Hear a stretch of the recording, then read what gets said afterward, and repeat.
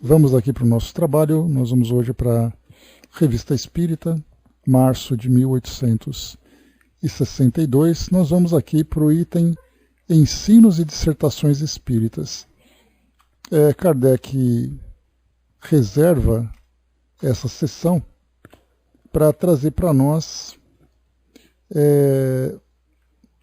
mensagens, recebidas de diversos temas, de vários correspondentes, mensagens que chegam para nós da própria sociedade, ou então recebidas ali de grupos espíritas que, em contato com a sociedade, acabam encaminhando essas mensagens. Nós temos, inicialmente, então, enviado de Haia, lá na Holanda, o médium Barão de Kock.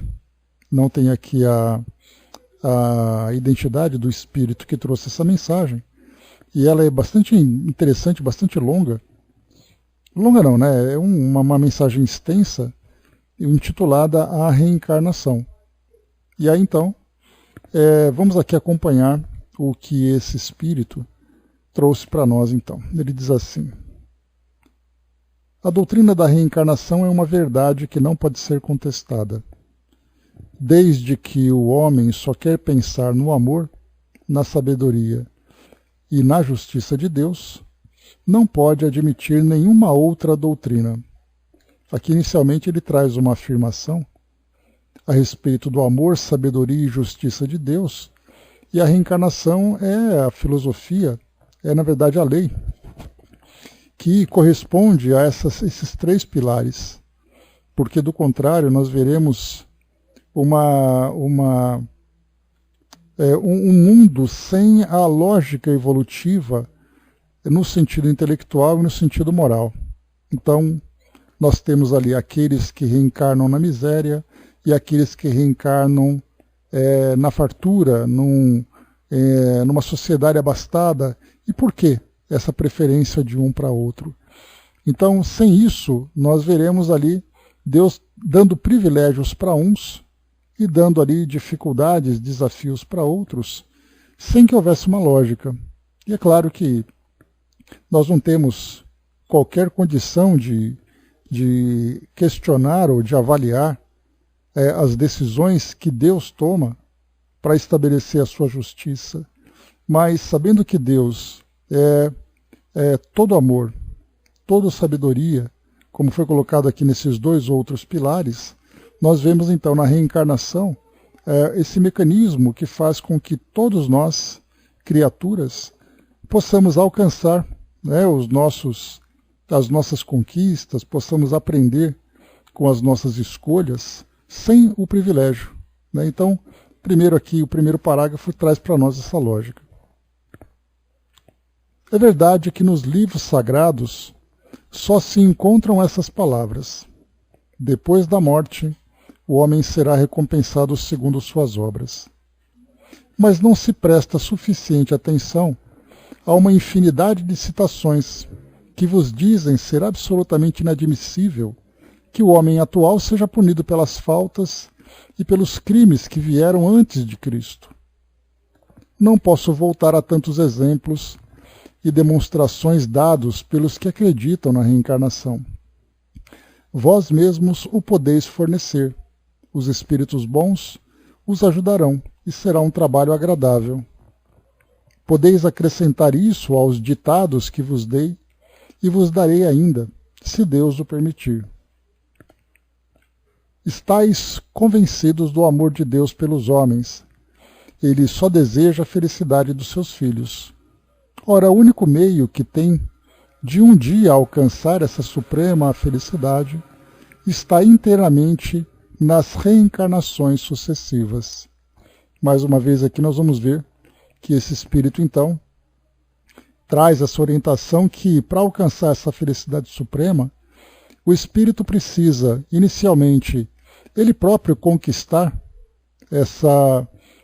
esse patamar, e para isso ele precisa de tempo, ele precisa de oportunidades, ele precisa de auxílio para poder chegar a essa felicidade. Do contrário, Se nós olharmos hoje, por exemplo, vermos os espíritos que se equivocam em suas escolhas, em suas decisões, muitas vezes ali vivendo em situações de crimes, de grandes dificuldades, como esse espírito pode ser feliz se ele tiver uma única encarnação? Vemos, por exemplo, aqueles que se envolvem nos vícios, aqueles que cometem crimes. Esse espírito, então, tendo essa única existência, a felicidade certamente não será viável para ele. Para isso, então, ele necessitará de outras tantas reencarnações, outras tantas oportunidades para que ele possa se corrigir, resgatar-se perante ali as suas próprias escolhas e começar, a partir do esclarecimento, a alcançar, trilhar por novos caminhos. Então a gente vê que é algo bastante lógico, que se fala em estarmos próximos de Deus, desfrutarmos desse paraíso que representa para nós essa verdadeira felicidade, precisamos então trabalhar para conquistar essa posição. Já vos disse que o que Kardec escreveu sobre os anjos decaídos é pura verdade. Os espíritos que povoam vosso globo, na maioria sempre o habitaram. Se são os mesmos que retornam há tantos séculos, é que pouquíssimos mereceram a recompensa prometida por Deus. O Cristo disse: esta raça será destruída e em breve essa profecia será cumprida. Se acredita num Deus de amor e de justiça, como admitir-se que os homens que vivem atualmente, e mesmo os que viveram há 18 séculos, possam ser culpados pela morte do Cristo sem aceitar a reencarnação? Sim, o sentimento de amor a Deus, o das penas e recompensas da vida futura, a ideia da reencarnação são inatas no homem desde séculos. Vede toda a história, vede os escritos dos sábios da antiguidade e vos convencereis de que essa doutrina, em todos os tempos, foi admitida por todos os homens que compreendem a justiça de Deus. Agora, compreendereis o que é a nossa terra e como é chegado o momento em que serão realizadas as profecias do Cristo. Lamento que encontreis tão poucas pessoas que pensam como vós. Aqui no caso ele está falando então para aquele médium, para aquele grupo mediúnico onde ele se manifesta e que naturalmente ali então eles aceitam, eles vivenciam aquilo que a doutrina espírita proporciona. Então por isso que ele coloca: lamento que encontreis tão poucas pessoas que pensam como vós. Porque nós vemos ali na Europa, no mundo de modo geral, filosofias que não trazem para nós a ideia da reencarnação, especialmente no mundo ocidental. A reencarnação não é aceitável dentro dos dogmas das religiões tradicionais. Então esse grupo espírita, assim como os demais, e como Kardec sempre relata para nós, esse grupo nessa região ocidental é um grupo muito minoritário, já que a reencarnação ela pode ser vista, por exemplo, na Índia, ela pode ser vista, por exemplo, na Ásia, mas nesse ambiente onde Kardec vive e desenvolve a doutrina, nós não temos outra filosofia que traga para nós essa proposta da ideia da lei da reencarnação. Por isso ele coloca que tão poucas pessoas pensam como eles e naturalmente como nós também. Vossos compatriotas não pensam senão nas grandezas e no dinheiro, a fim de criarem um nome. E aqui ele dá uma apontada para o comportamento dos europeus que visam ainda a vida material. E essa vida material vai trazer como recompensa a grandeza e o dinheiro. E não se pensa na necessidade do espírito, mas na necessidade das pessoas que vivem no mundo material.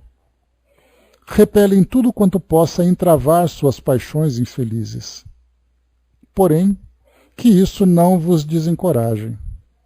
Trabalhai pela vossa felicidade, pelo bem daqueles que talvez se arrependam de seus erros.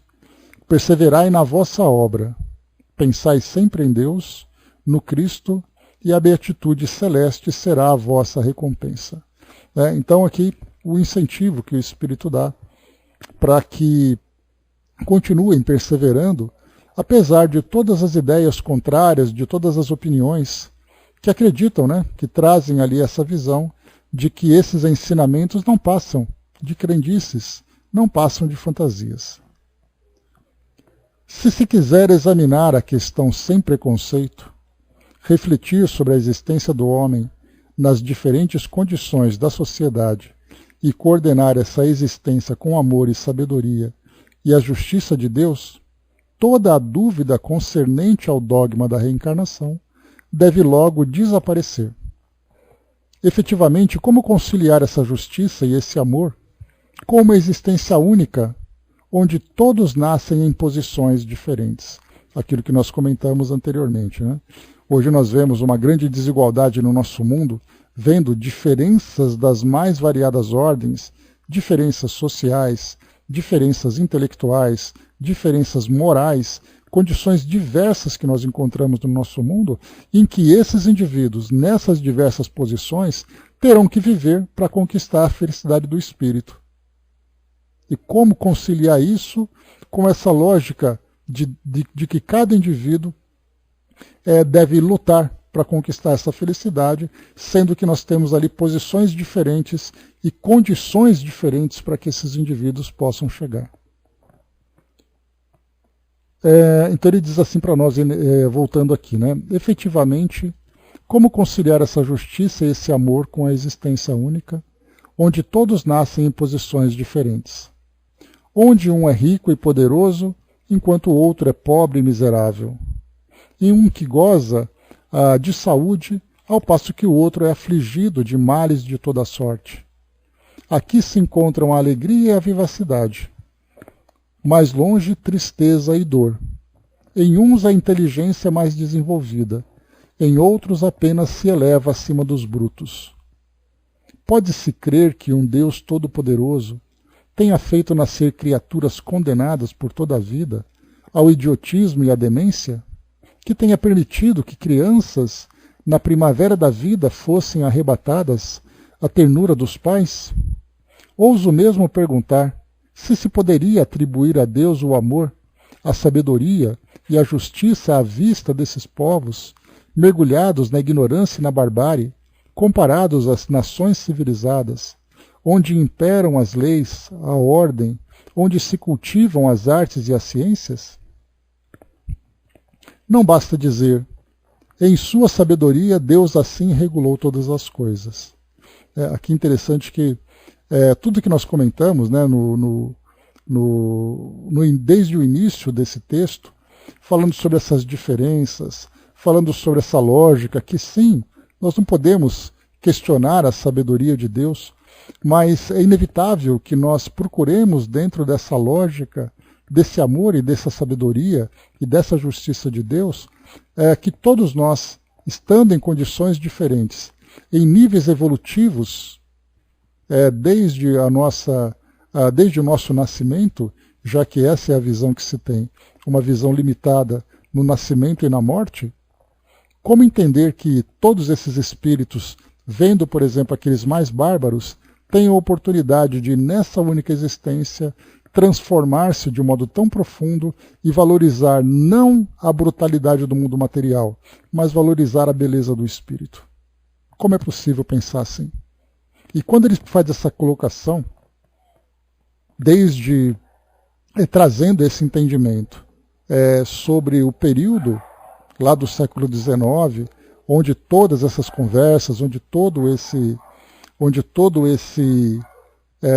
esses ensinamentos são trazidos, nós podemos facilmente trazer para o nosso mundo atual, para o nosso mundo contemporâneo.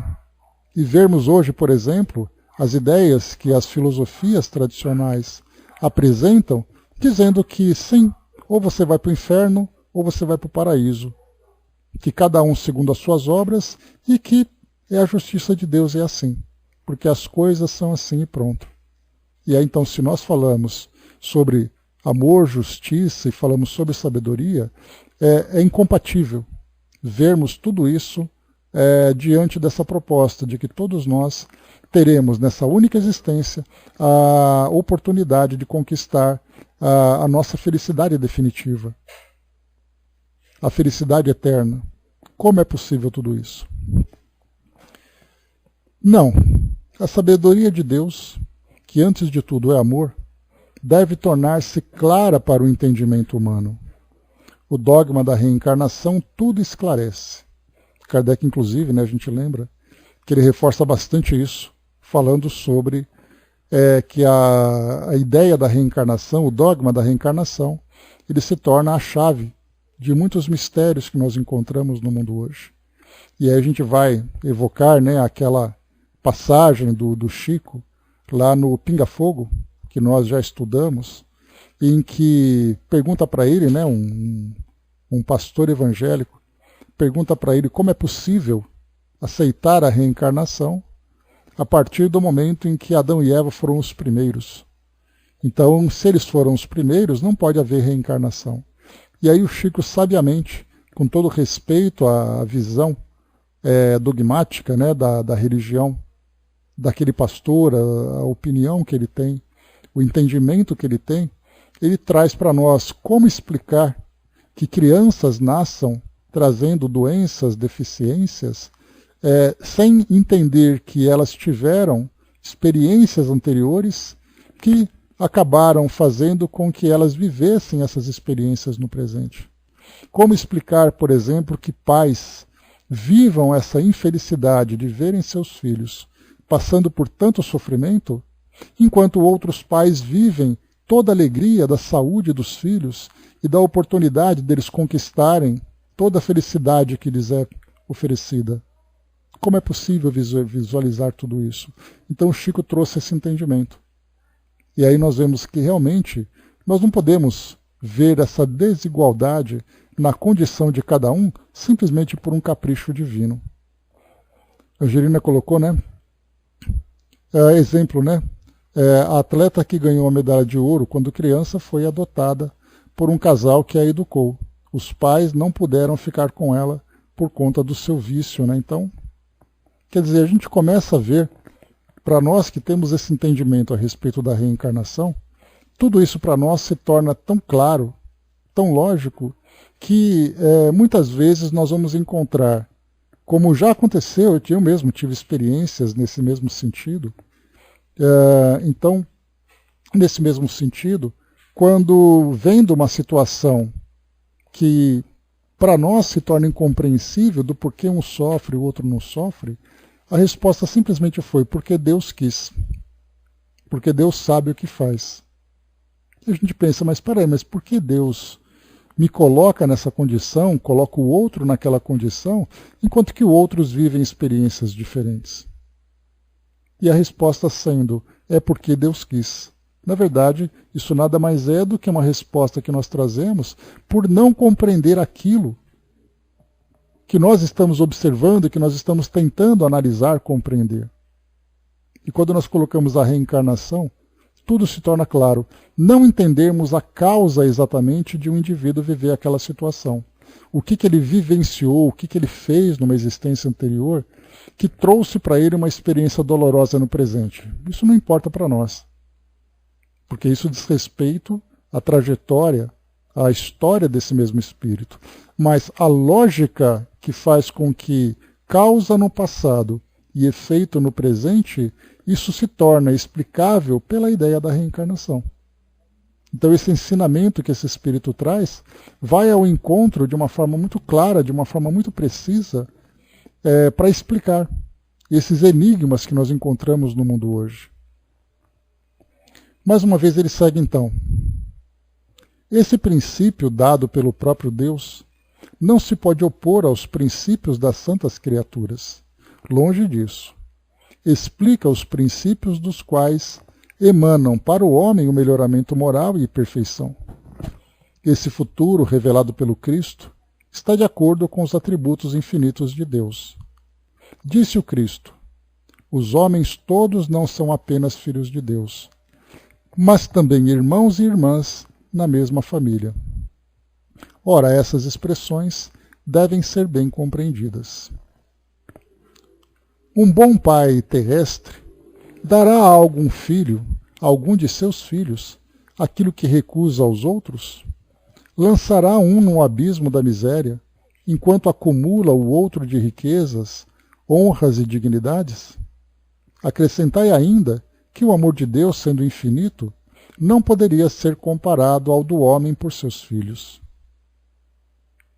As diferentes posições do homem têm uma causa, e essa causa tem por princípio o amor à sabedoria e à bondade e a justiça de Deus. Assim, a sua razão de ser só encontra na doutrina da reencarnação. Então, quer dizer, essa visão nossa da reencarnação faz com que nós olhemos para o mundo por uma perspectiva muito mais elevada, muito mais clara para o nosso entendimento. Ainda mais hoje, né, que nós temos ali uma facilidade dos recursos da comunicação, dessa globalização, do intercâmbio entre as sociedades, e nós podemos fazer as comparações, vendo tudo o que acontece em torno de nós e o quão diferentes são a vida das pessoas em todos esses aspectos que nós comentamos, em todas essas áreas. Então, por isso, nós temos aqui, através da reencarnação, a possibilidade de entender toda a lógica da existência de cada ser, de cada comunidade, inclusive. Deus criou todos os espíritos iguais, simples, inocentes, sem vícios e sem virtudes, mas com o livre-arbítrio de regular suas ações, conforme um instinto que se chama consciência e que lhes dá o poder de distinguir o bem e o mal. Cada espírito está destinado a alcançar a mais elevada perfeição, atrás de Deus e do Cristo. Para atingi-la, deve adquirir todos os conhecimentos pelo estudo de todas as ciências, iniciar-se em todas as verdades e depurar-se pela prática de todas as virtudes. Ora, como essas qualidades superiores não podem ser obtidas numa única vida, todos devem percorrer várias existências, a fim de adquirirem os diversos graus do saber. Para nós, hoje, que professamos a doutrina espírita, que vivemos os ensinamentos da doutrina espírita, isso para nós é algo muito claro, muito lógico. Na época, porém, quando esses temas foram abordados, isso entrava em choque com doutrinas que não eram apenas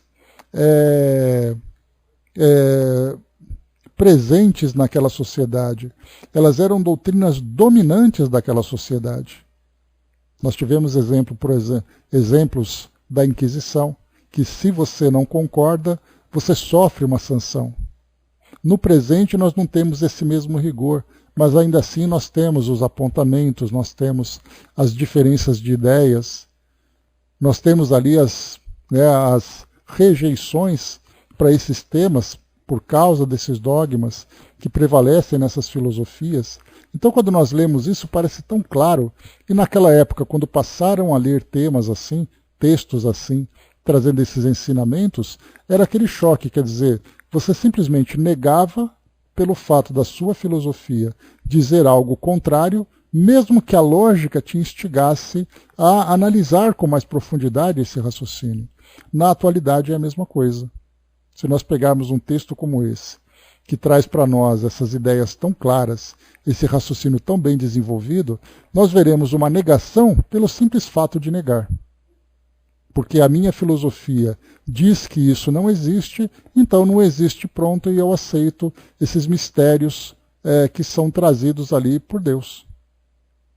Agora, quando eu passo para analisar, eu falo, bom, peraí, tem coisas aqui que realmente é possível nós explicarmos. Aqui quando ele fala sobre a evolução de cada espírito, até porque quando nós falamos em felicidade, do espírito alcançar esse paraíso prometido por diversas passagens nesses livros sagrados, não se explica exatamente o que é exatamente ser feliz. E essa felicidade que nós entendemos aqui pela doutrina espírita, nós falamos do espírito que essa felicidade é resultado da sua consciência tranquila e, portanto, ele teve a possibilidade de fazer um reparo de todos os equívocos que ele tenha vivenciado e, portanto, ele conseguiu consertar a sua história, a sua trajetória. Ele conseguiu, além disso, de ter essa consciência tranquila, ele teve a possibilidade de desenvolver as virtudes no seu grau máximo, dentro da condição relativa das criaturas. Ele teve a oportunidade de alcançar um conhecimento relativo à sua área de interesse. Aqui o Espírito até colocou para nós, quando ele diz assim: para atingi-la, deve adquirir todos os conhecimentos pelo estudo de todas as ciências. Aqui nesse caso a gente já tem ali orientações dos Espíritos que falam para nós que o Espírito adquire sim conhecimento, mas é um conhecimento voltado para a sua área de interesse, que certamente vai se expandindo, mas acredito que não chegará em todas as áreas, porque cada Espírito vai tendo ali a sua evolução, o seu desenvolvimento, de acordo com os seus pendores. Nós vimos até ontem, estudando o Livro dos Espíritos, sobre escolha das provas. E aí quer dizer então que o espírito tem que escolher todas as provas? O espírito tem que escolher todas as experiências? Passar por todas as provações? Não. Porque naturalmente ele vai se esclarecendo e vai se fortalecendo, e até mesmo ali o interesse que ele busca pelas artes, pelas ciências, por diversos outros temas, vai de acordo com as suas tendências, com os seus interesses. Mas o importante é que ele se dedica a isso para ganhar o máximo de entendimento, o máximo de conhecimento. Ora, como essas virtudes superiores não podem ser obtidas numa única vida, todos devem percorrer várias existências a fim de adquirirem os diversos graus do saber. A vida humana é a escola da perfeição espiritual, em uma série de provas. Então aqui, a vida humana é uma escola de perfeição espiritual e uma série de provas. Escola e provas. Assim é a vida humana. Nós vamos aprendendo com as experiências que nós vamos aqui vivenciando no decorrer da nossa trajetória, das nossas existências. É por isso que o espírito deve conhecer todas as condições da sociedade e, em cada uma delas, aplicar-se em cumprir a vontade divina. O poder e a riqueza, assim a pobreza e a humildade, são provas. Dores, idiotismo, demência, etc., são punições pelo mal cometido numa existência anterior. Aqui a ideia da punição, do castigo, na verdade, é o aprendizado que o espírito tem que vivenciar. E esse aprendizado vem exatamente pelo fato dele ter violado a sua própria consciência, dele ter se desequilibrado perante as leis divinas. E para que ele possa retomar esse equilíbrio, ele precisa assimilar, adquirir novos conhecimentos que só serão vivenciados dentro dessas condições que muitas vezes são dolorosas. E ele segue: do mesmo modo que, pelo livre-arbítrio, o indivíduo se encontra em condições de realizar as provas a que está submetido, também pode falir. No primeiro caso, a recompensa não se fará esperar, consistindo numa progressão na perfeição espiritual. Então aqui coloca que o espírito, usando o livre-arbítrio e aproveitando bem as suas provas, ele consegue então alcançar essa progressão na perfeição espiritual. No segundo caso, quando ele fale, recebe a punição, isto é, deve reparar a nova vida o tempo perdido, em nova vida o tempo perdido em vida anterior, da qual não soube tirar vantagem para si mesmo. Então aqui só a ideia que foi colocado de punição, que na verdade é através da dor. Então quer dizer, ele impõe a si mesmo uma experiência dolorosa pelo fato de ter feito escolhas equivocadas. Então a ideia da punição, aqui é uma expressão que é utilizada, mas essa punição dá a ideia de que existe aquele carrasco que impõe ao espírito um castigo pelo fato dele ter errado.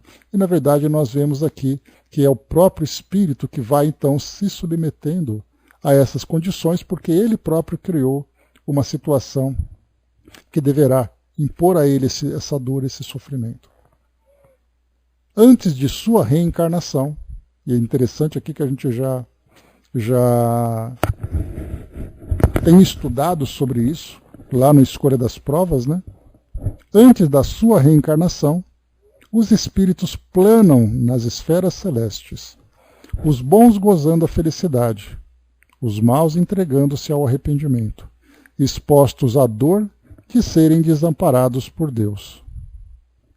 Mas, conservando a lembrança do passado, o espírito se recorda das infrações aos mandamentos divinos, e Deus lhe permite escolher em nova existência suas provas e sua condição, o que explica porque muitas vezes encontramos nas classes inferiores da sociedade sentimentos elevados e entendimento desenvolvido, ao passo que nas classes superiores encontramos tendências ignóbeis e espíritos embrutecidos. Pode-se falar de injustiça quando o homem que empregou mal a sua vida pode reparar suas faltas numa outra existência e alcançar a sua meta? Não estaria a justiça na condenação imediata e sem apelação? A Bíblia fala de castigos eternos, mas isso não se deveria entender por uma só existência. Tão triste e tão curta, para esse instante, para esse piscar em relação à eternidade, para esse instante, para esse piscar em relação à eternidade. Deus quer dar a felicidade eterna como recompensa do bem, mas é preciso merecê-la, e uma vida única, de curta duração, não basta para alcançá-la. Muitos perguntam por que Deus, durante tanto tempo, teria ocultado aos homens um dogma cujo conhecimento é útil à sua felicidade. Teria amado aos homens menos do que agora? O amor de Deus é de toda a eternidade. Para os esclarecer, enviou sábios, profetas e Jesus Cristo, o Salvador. Não é uma prova de seu infinito amor? Mas como receberam os homens esse amor? Melhoraram? O Cristo disse: Eu poderia ainda vos dizer muitas coisas, mas não seríeis capazes de compreendê-las, devido à vossa imperfeição.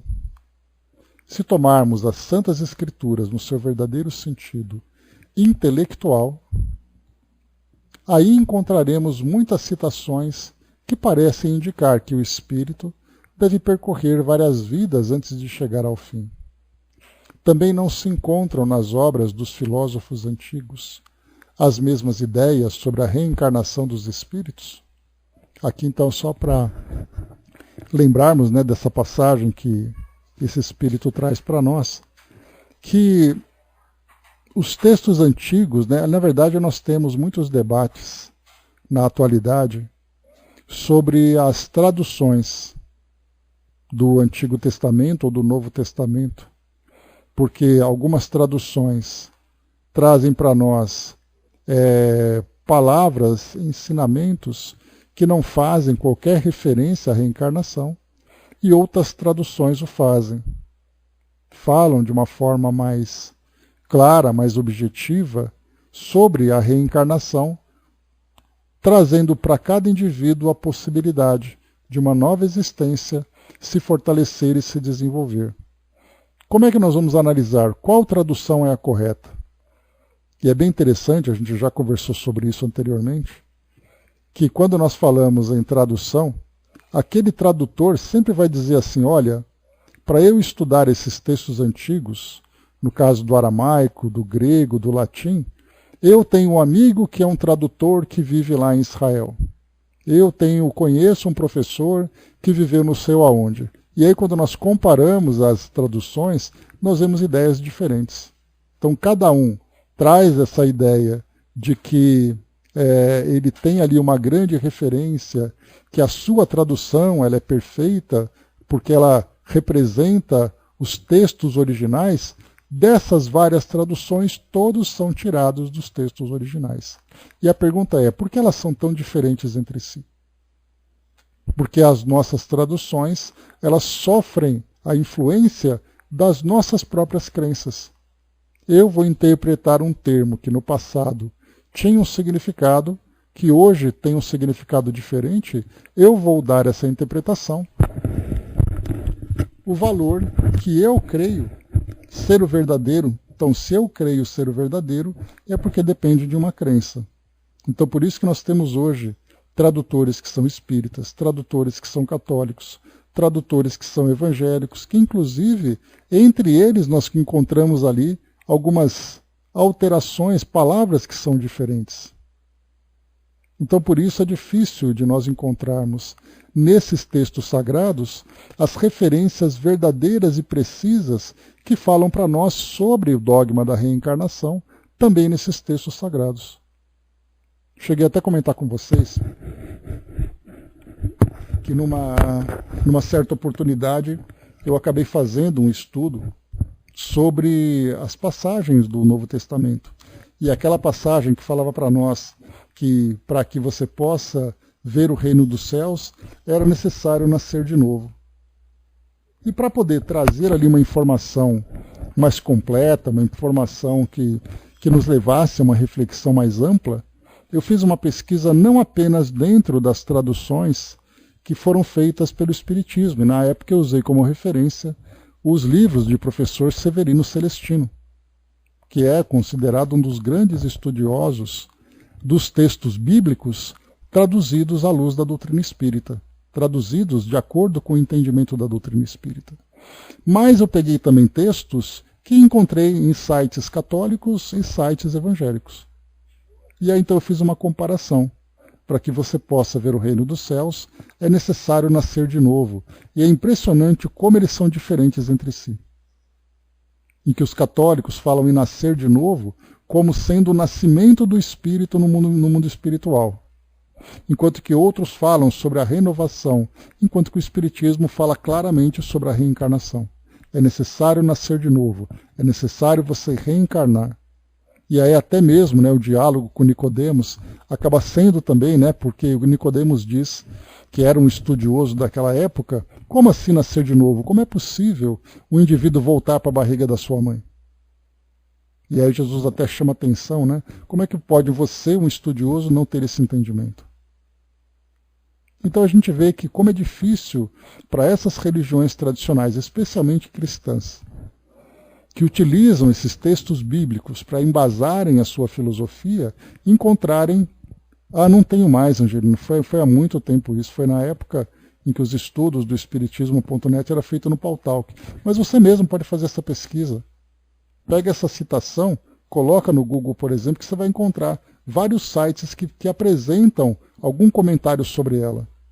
E aí você vai ver ali alguns... que são algumas instituições que trazem sua visão, algumas pessoas, alguns religiosos, pastores, sacerdotes, que também ali escrevem textos para poder ajudar os seus seguidores, os seus fiéis, os fiéis daquela filosofia, a entenderem, a interpretarem não apenas esse texto, mas muitos outros. E aí você lê os dois textos e você vê como eles são diferentes entre si.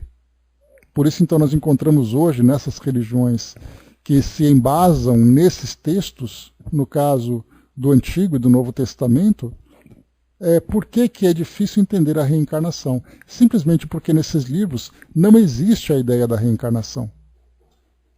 Mas como é que nós podemos entender, então, no passado, quais eram os textos originais? Esses textos falavam sobre isso no passado?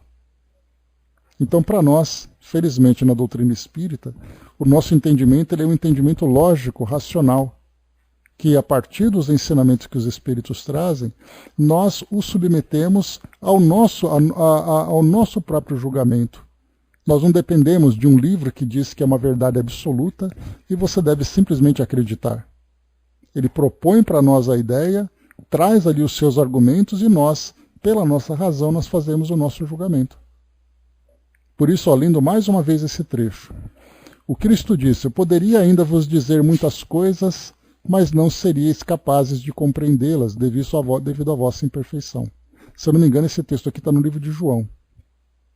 E ele segue aqui. Se tomarmos as Santas Escrituras no seu verdadeiro sentido intelectual, aí encontraremos muitas citações que parecem indicar que o espírito deve percorrer várias vidas antes de chegar ao fim. Mas qual é exatamente o texto que traz para nós o seu verdadeiro sentido intelectual? Devido às tantas traduções, devido aos tantos séculos que se passaram, devido às tantas modificações que foram feitas, modificações não apenas interpretando textos diferentes por causa desses idiomas antigos, dessas línguas antigas, muitas delas já mortas, mas por causa da tendência daquele que fez a tradução de escrever de acordo com o seu interesse. Então ele acaba tirando aquilo que não vai ao encontro do seu entendimento, e ele coloca o seu próprio conteúdo. Então, devido a essas tantas manipulações, como entender o verdadeiro sentido intelectual? Então, para nós, a doutrina espírita não traz para nós nada que seja imposto. Muitas vezes até nós encontramos, alguns espíritas que dizem assim: isso é verdade porque está no livro dos Espíritos. Quer dizer, você acredita que seja uma verdade porque está escrita num livro? Você não submete aquele ensinamento à sua razão para você ter o entendimento da sua lógica? Então, por isso que nós temos que estudar para poder compreender aquilo que foi dito. Porque se por acaso, nós inclusive conversamos ontem sobre um trecho interessante em que Kardec propõe como entender sobre as provas, escolhas das provas, um espírito já esclarecido que reencarna entre os canibais. E aí nós fazemos a nossa interpretação dizendo: calma, na época do século XIX, o entendimento desses povos, que eram povos considerados selvagens e primitivos, a ideia do canibalismo era muitas vezes envolvida em muitos preconceitos de uma visão eurocêntrica. Porque os europeus eram os conquistadores, então eles utilizavam esse argumento para justificar as suas conquistas. Inclusive, eu fiz um estudo recentemente de literatura com uma aluna que falava sobre o quinhentismo. O quinhentismo é um período, foi o primeiro período da literatura brasileira. E ele traz, então, como base fundamental, os documentos que foram registrados no Brasil e sobre o Brasil no século XVI, quando então os portugueses chegaram aqui, de 1500 até 1600.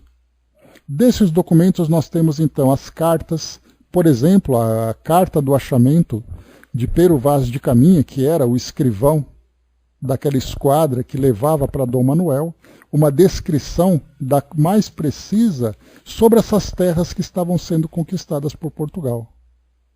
E também muitos documentos religiosos dos missionários que vinham para cá, que eram jesuítas, para catequese, para a conversão dos indígenas que aqui viviam. E nessa carta de Pero Vaz de Caminha é bem interessante que ele diz assim: esse é o espaço ideal, é o ambiente ideal para que Vossa Alteza, como ele colocou na carta, possa salvar essas almas. Então eles olham para uma sociedade diferente da deles, uma sociedade que eles consideram primitiva, e para justificar a sua conquista, eles dizem que essas almas devem ser salvas. Salvas de quem? Salvas daquela religião que, na Europa, naquela época, impunha a Inquisição contra aqueles que não concordavam com os seus dogmas? Então, quando falaram isso sobre o Brasil na época, vendo aqui os indígenas, e depois, com o passar dos séculos, encontraram, sim, grupos que eram muito violentos. Por exemplo, os tupinambás eram canibais, mas esse canibalismo se dava dentro daqueles rituais que nós conversamos, dentro daquela visão antropológica. Quando falávamos sobre aqueles conquistadores ou aqueles exploradores que iam para a África, iam para o Pacífico Sul, encontrar aquelas ilhotas, aquelas pequenas comunidades na região da Oceania, do Sudeste Asiático, e eles falavam, escreviam: olha, aqui tem canibais. Nem sempre isso era verdade. Eles julgavam de acordo com o seu ponto de vista.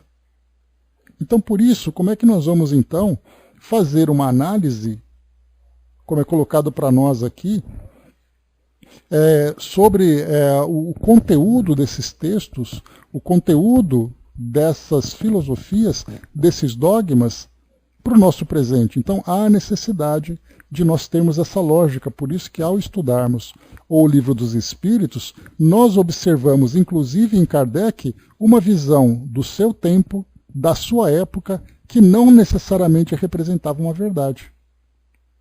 Tanto que nós tivemos, inclusive, aquela passagem do Ministério Público Federal em que a Federação Espírita Brasileira teve que argumentar, mostrando que muitas vezes uma visão preconceituosa que Kardec tivesse apresentado na sua época, na verdade era uma visão da época, em que os europeus, os brancos, eram superiores e os indivíduos que eram negros eram raça inferior. Porque é assim que eles entendiam. E só esse documento já mostra para nós que sim, é importante nós olharmos todos os textos que nós estudamos com um senso crítico. Não é pelo fato do Livro dos Espíritos ser a principal obra do Espiritismo que nós temos que aceitar tudo aquilo que está escrito, porque nós temos que considerar sua época, a opinião daqueles que colocaram, a opinião dos espíritos, que inclusive Kardec estimulou a isso. Não é o fato de que um espírito tenha dito alguma coisa seja uma verdade absoluta, porque ele próprio, Kardec, questionou muitas vezes aquilo que os espíritos traziam. Então a Bíblia também deve ser entendida dessa forma. Quando ela não é, ela se torna um documento que é um dogma intocável, e a partir dessa situação nós simplesmente aceitamos aquilo que está escrito. Por mais ilógico que possa parecer, por mais misterioso que possa parecer. Você tem algum conteúdo que interprete o Evangelho de Mateus 5, versículos 34 e 39? Olha, Angelina, nós temos o Evangelho segundo o Novo Testamento, traduzido pelo Haroldo Dutra, que ele escreve aquela passagem à luz da doutrina.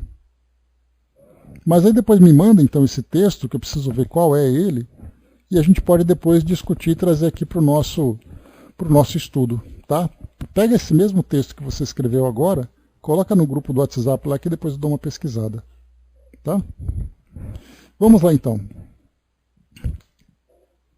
Também não se encontram, como foi colocado para nós aqui, nas obras dos filósofos antigos as mesmas ideias sobre a reencarnação? E aí é outra situação que nós vamos encontrar.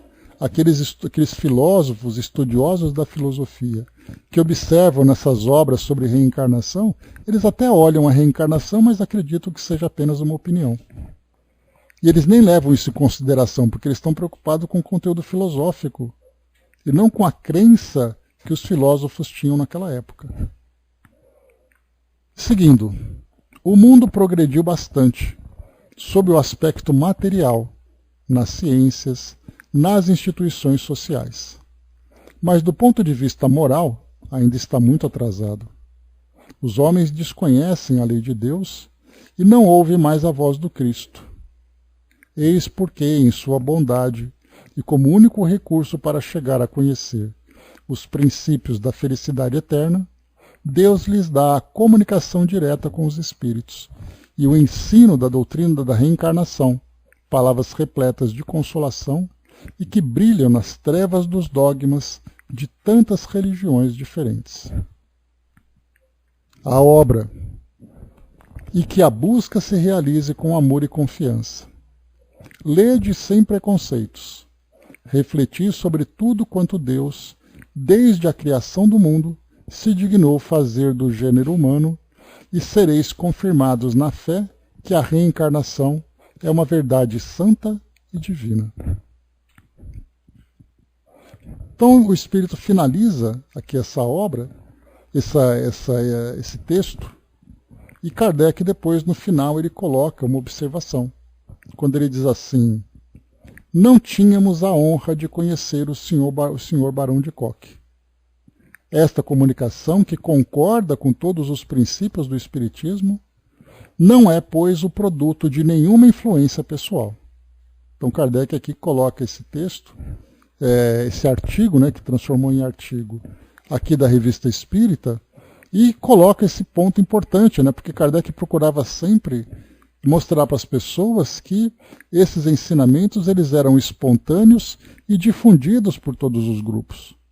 Então o Sr. Koch, que não era conhecido de Kardec, não produziu um texto que tenha sido baseado numa influência que os livros que Kardec publicou tivessem levado ao Sr. Koch. Por exemplo, ele fala sobre a reencarnação porque ele leu o Livro dos Espíritos. Pode ser que sim. Kardec teria conversado com ele, influenciado-o na sua visão? Aqui ele fala que não, porque ele não teve ali, não teve a honra de conhecer o Sr. Koch. Então, bela mensagem que nós vemos, bela instrução, que traz para nós aqui o ensinamento sobre a reencarnação de um modo bastante claro, de um modo bastante lógico, muito bem detalhado para o nosso entendimento. Muito bem. O próximo texto para nós aqui, ele é um texto que fala do realismo e o idealismo na pintura. Então é um outro artigo dessas ensinos e dissertações espíritas. Então, mais uma vez, né, é uma sessão dentro da Revista Espírita, em que Kardec, né, o pessoal da sociedade, que tem ali, né, os editores da Revista Espírita, publicam para de fazer divulgação. Então são temas variados, como nós vimos, né? Esse outro tema, então, o realismo e o idealismo na pintura.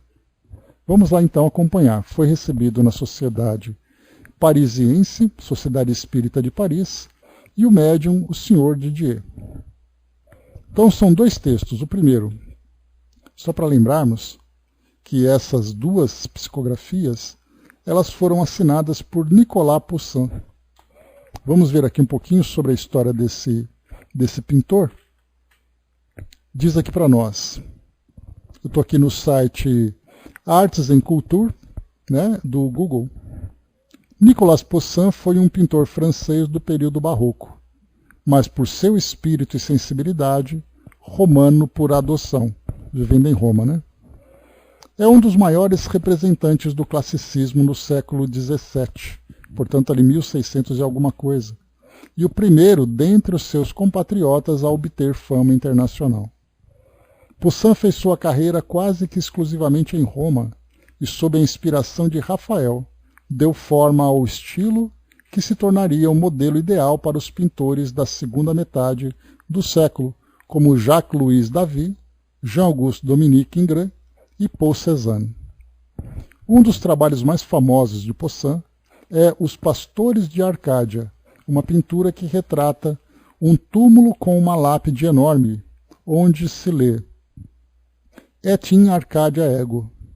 O túmulo da pintura, anos após a morte de Poussin, foi encontrado nas redondezas de René-le Château, um vilarejo no sudeste da França, que fora habitado por visigodos e merovingios. O rapto das Sabinas, óleo sobre tela, em que as figuras modeladas estão congeladas em ação, e muitas derivam da cultura helenística. Ao fundo da obra, Poussin pinta construções da arquitetura romana. Então, esse é o espírito que se comunica na sociedade, trazendo ali uma visão sobre a arte, sobre a pintura. Então vamos a ela.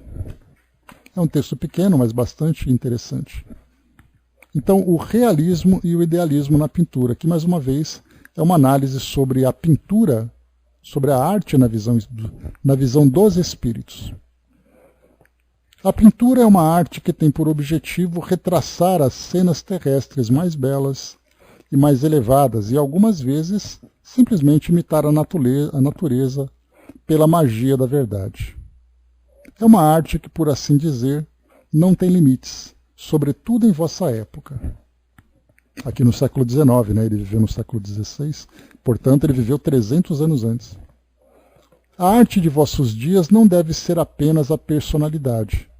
Deve, se assim posso me exprimir, a consequência de tudo o que foi na história, e as exigências da cor local, longe de entravar a personalidade, e a originalidade do artista, ampliam-lhe a vista, formam e depuram seu gosto e o fazem criar obras interessantes para a arte e para os que nela querem ver uma civilização caída e ideias esquecidas. A chamada pintura histórica de vossas escolas não está em consonância com as exigências do século. Aqui lembrando, né, que a pintura histórica ela não está em consonância porque nesse período do século XIX havia ali muito mais criatividade, retratar as belezas do mundo, da natureza, né, e não simplesmente trazer história. E ouso dizê-lo, há mais futuro para um artista em suas pesquisas individuais sobre a arte e sobre a história do que nessa via onde dizem que comecei a pôr o pé. Só uma coisa poderá salvar a arte de vossa época: um novo impulso e uma nova escola que, aliando os dois princípios, que dizem, tão contrários, o realismo e o idealismo, induz os jovens a compreender que se os mestres assim são chamados, é porque viviam com a natureza e a sua imaginação poderosa inventava onde era preciso inventar, mas obedecia onde era preciso obedecer. Aqui interessante que ele traz uma opinião sobre como ele vê a arte naquele momento e quais são os caminhos, né, quais são os caminhos por onde os artistas estão percorrendo. Para as pessoas ignorantes da ciência, da arte, muitas vezes as disposições substituem o saber e a observação. Assim, em vossa época, vêem-se em toda parte homens de uma imaginação deveras interessante, é certo, mesmo artistas, mas não pintores. Estes não são contados na história, senão como desenhistas muito engenhosos. A rapidez do trabalho,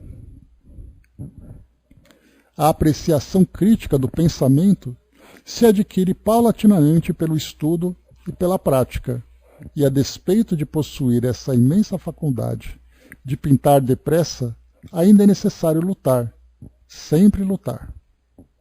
Em vosso século materialista, a arte, não o digo sob todos os pontos de vista, felizmente, mas a arte materializa-se ao lado dos esforços verdadeiramente surpreendentes dos homens célebres da pintura moderna. Por que essa tendência? É o que indicarei na próxima comunicação.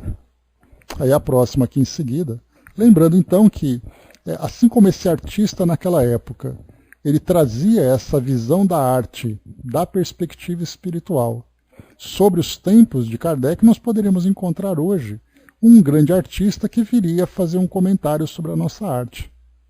Se nós tivemos vários períodos artísticos, desde o Barroco, passando pelo Classicismo, chegando no Romantismo, no Naturalismo e outros períodos da pintura, o tempo atual ele não foi ainda classificado. Nós chamamos simplesmente de arte moderna. Mas daqui talvez a algumas tantas décadas, ou talvez mais alguns séculos, nós teremos no futuro alguns indivíduos que vão analisar a nossa arte contemporânea e vão dar um nome para ela. Lembrando que o classicismo, o barroco e tal, quer dizer, são nomes que foram dados depois. Não foram os artistas dizendo, olha, nós vamos pintar de um jeito clássico. Eles simplesmente estavam pintando.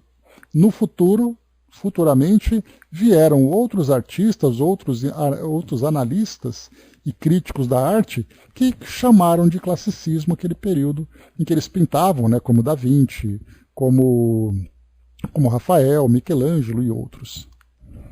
Então ele diz assim para a gente finalizar. É um texto pequenininho aqui, só para a gente concluir. Como disse em minha última comunicação, para bem compreender a pintura seria necessário ir sucessivamente da prática à ideia, da ideia à prática. Quase toda a minha vida passou-se em Roma.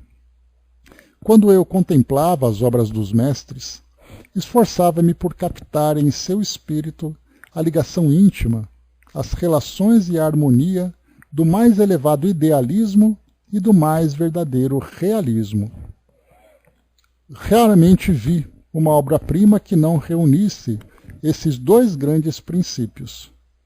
Nelas via o ideal e o sentimento da expressão, ao lado de uma verdade tão brutal que dizia a mim mesmo: é bem a obra do espírito humano, é bem a obra concebida e depois realizada, é bem a alma e o corpo, é a vida integral.